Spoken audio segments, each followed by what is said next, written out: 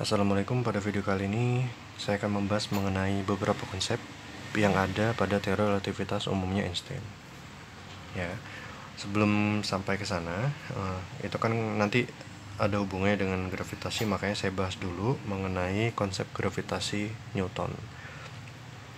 Konsep gravitasi Newton berangkat dari Fg, nilai gaya gravitasi universalnya Newton, yaitu G M1 M2 per R kuadrat, dimana nilai G itu adalah 6,67 kali 10 pangkat min 11 Newton meter persegi kilogram pangkat min 2.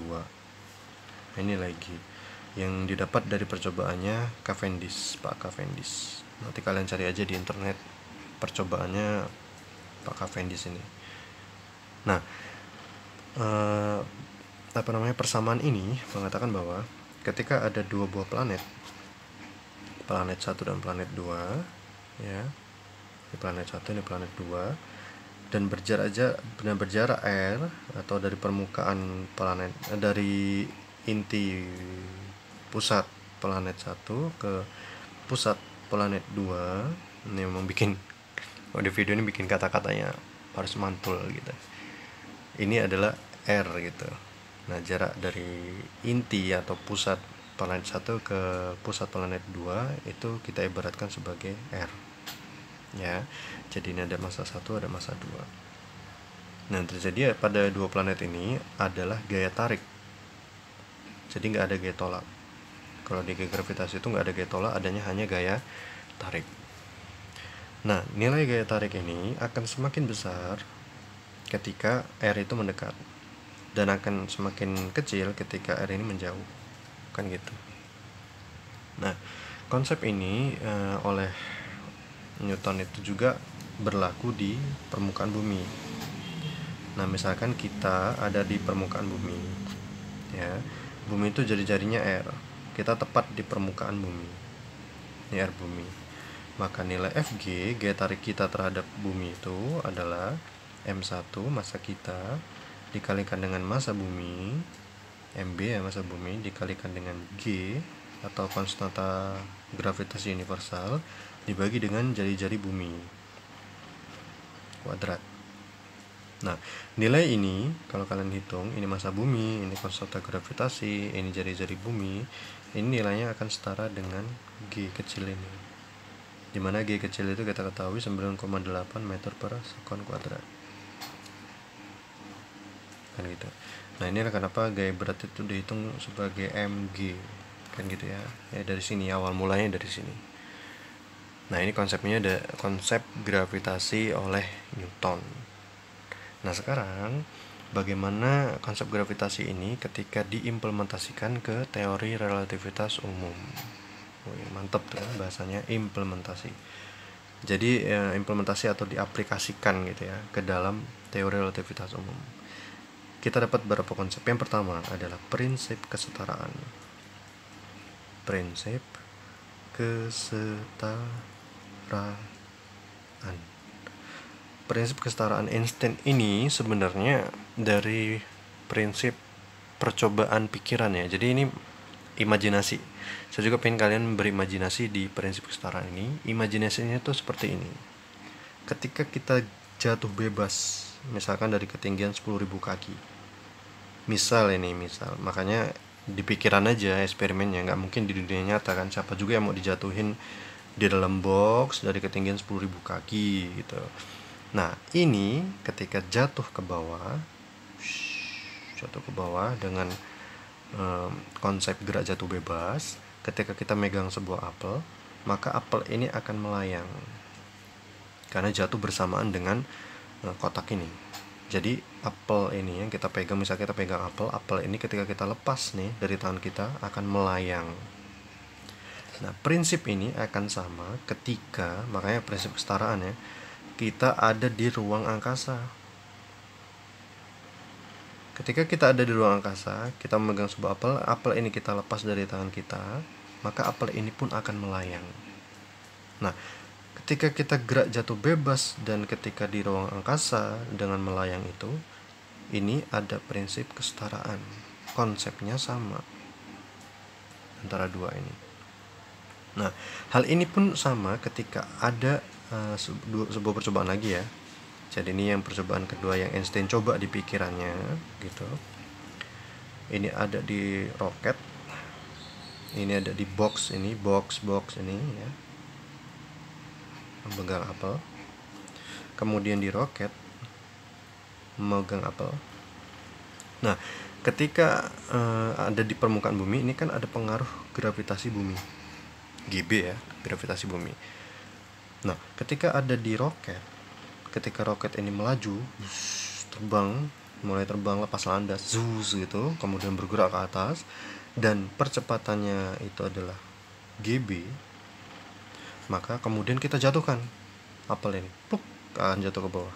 Ini pun akan sama, pluk, jatuh ke bawah dengan percepatan GB. GB-nya roket. Artinya percepatannya roket ini sama dengan percepatan gravitasi bumi.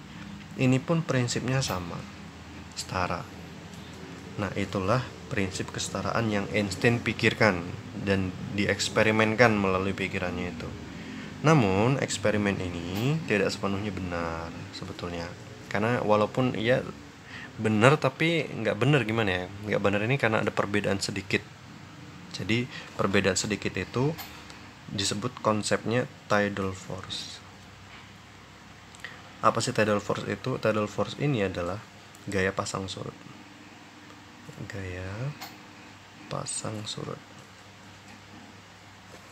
Nah, gaya pasang surut ini itu terjadi ketika misalkan kita ada di atas permukaan bumi.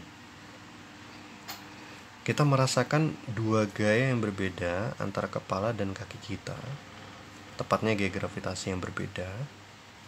Ini Fg1 berarti di atas kepala ya, di kepala kita ini maksudnya. Yang Fg1 ini di kaki kita. Nah, terhadap jari-jari bumi R. Yang terjadi adalah kepala kita kan lebih jauh daripada pusat bumi kan, daripada kaki kita. Karena kaki kita yang nempel tanah, bukan kepala kita. Nah, maka R-nya kepala kita ke pusat bumi itu akan lebih besar daripada R kaki kita ke inti bumi, ke pusat bumi maksud saya. Nah, maka nilai Fg1 akan lebih kecil dari nilai Fg2.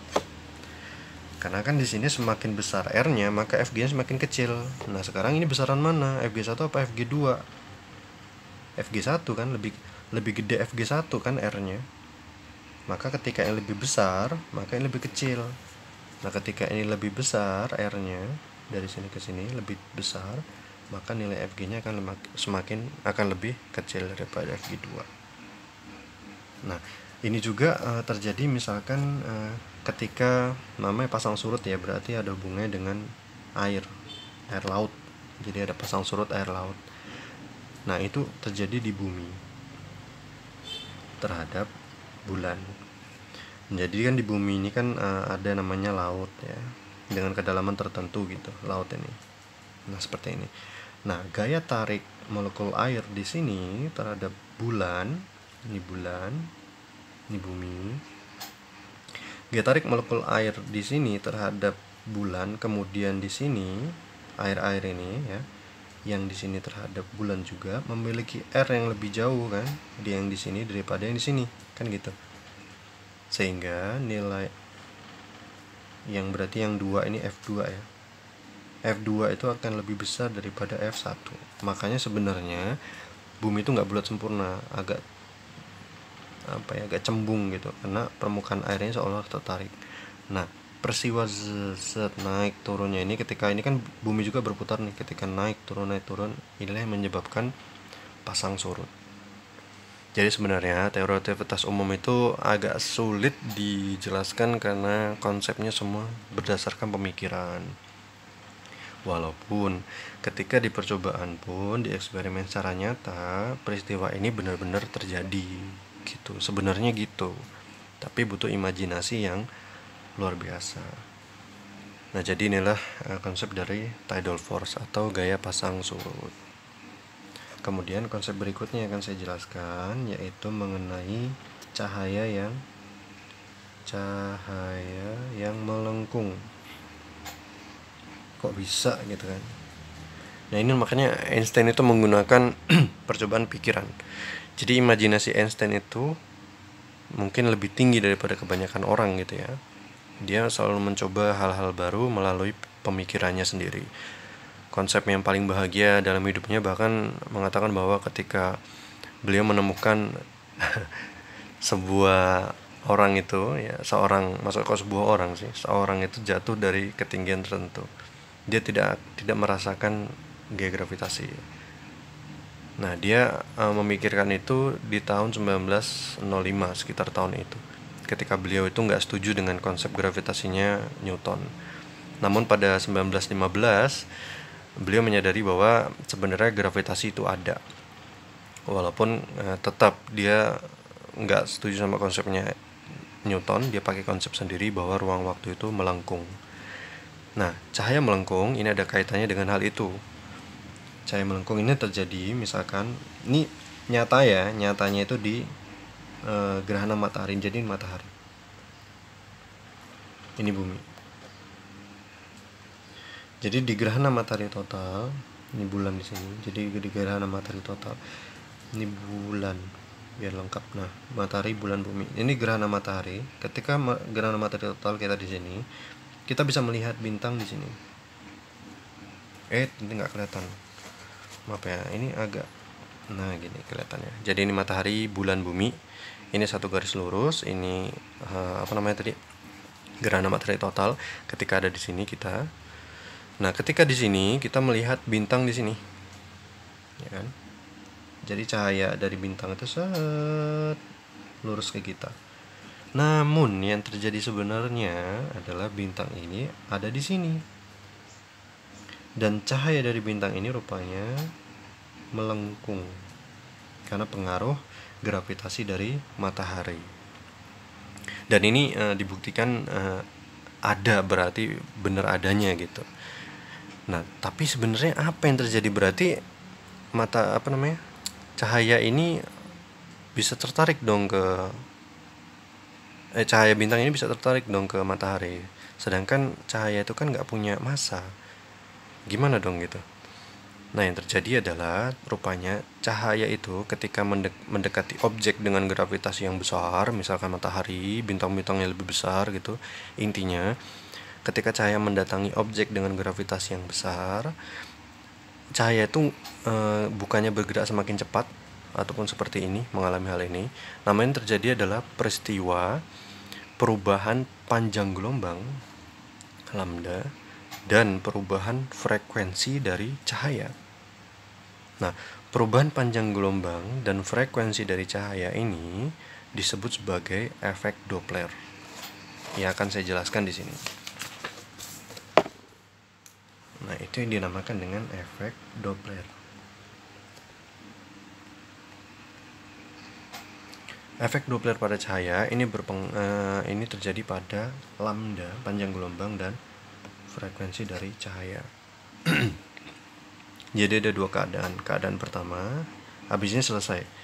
Kemudian keadaan kedua. Jadi keadaan pertama itu saya menembakkan laser dari atas ini, dari atas, lagi-lagi box ya, yang bergerak ke atas gitu dengan percepatan gravitasi G.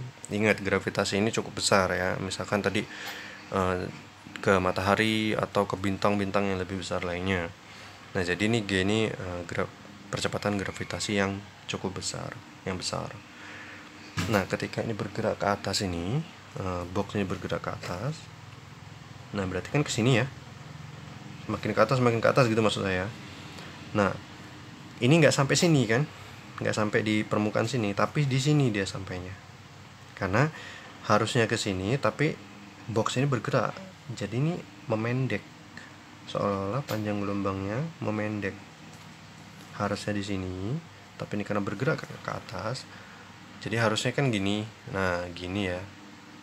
Ini cahaya setek gitu, harusnya gitu. Saya ulangi, harusnya setek. Tapi karena ini bergerak ke atas, nah kan gitu.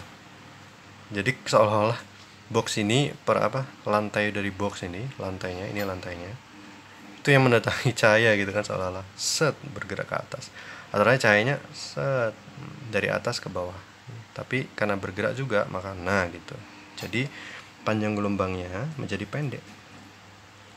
jadi pendek. Nah, ketika lambda atau panjang gelombang pendek, frekuensinya berarti semakin tinggi. Karena untuk menjaga nilai C agar konstan C itu kan lambda F. Nah, kalau kita pengen nilai C ini konstan, tetap 3 kali 10 pangkat 8 meter per sekon ini, ya, kecepatan cahaya gitu. Kalau mau C ini konstan, kalau ini pendek, kalau ini nilainya kecil, lambda nilai kecil, F-nya nilainya besar. Sama dengan ini, panjang gelombangnya pendek, nilai frekuensinya tapi dia besar. Ya, nah inilah yang dinamakan dengan blue shift. Blue shift. Nah, karena panjang gelombangnya pendek, ini yang dinamakan dengan efek Doppler untuk cahaya. Kan kondisi 1 ini dinamakan blue shift. Nah, kondisi 2. Kondisi 2 ini sama ya. Hampir sama dengan keadaan yang pertama. Sekarang saya tembakkan, cahaya itu sedikit berbeda. Ini sama bergerak ke atas dengan percepatan G, sama nih. Tapi tadi dia tembak dari atas, sekarang saya tembak dari bawah. Mungkin kalian udah nebak ya, bahwa ternyata untuk sampai di sini ini membutuhkan waktu yang lebih lama. Artinya panjang gelombangnya akan semakin panjang, lambdanya semakin panjang, tapi frekuensinya semakin kecil. Nah, jadi yang tadi misalkan cahaya ini di bawah ya, harusnya kan ini ya, ketika yang posisi 1, ini posisi 1, ini posisi 2. Sekarang bayangin yang 2, yang 1 udah dulu. Sekarang yang kedua nih. Ini posisi 1, posisi 2. Ini posisi 1 dulu, posisi 1. Ketika saya tembakan, set. Nah, kan sampai gitu kan? Set, saya tembakan nih. Ini cahaya ini telunjuk kanan saya. Set. Nah, nyampe kan? Tapi ketika ini bergerak, rupanya dengan kecepatan gitu. Nah, gitu. Jadi ikut bergerak. Nah, jadi lebih lama kan waktunya daripada ketika ini diam. Di kondisi 1 ini diam, atas ini atap ini. Ini atap, telunjuk kiri saya ini atap. Set, nah kan, set tuh, lebih cepat daripada ketika bergerak. Nah, jadi ini lebih butuh waktu yang lebih lama untuk sampai di atap itu cahayanya, sehingga panjang gelombangnya semakin panjang. Kalau tadi semakin pendek, ini semakin panjang. Namun di sini untuk menjaga nilai C konstan, C itu sama dengan lambda F. Ketika lambdanya besar, maka frekuensinya kecil. Nah, untuk panjang gelombang yang panjang ini dinamakan dengan keadaan ini ya, dinamakan dengan red shift. Nah, itulah penjelasan, beberapa penjelasan dari konsep teori relativitas umum. Sebenarnya ada konsep-konsep lainnya, namun untuk pertemuan kali ini cukup sekian.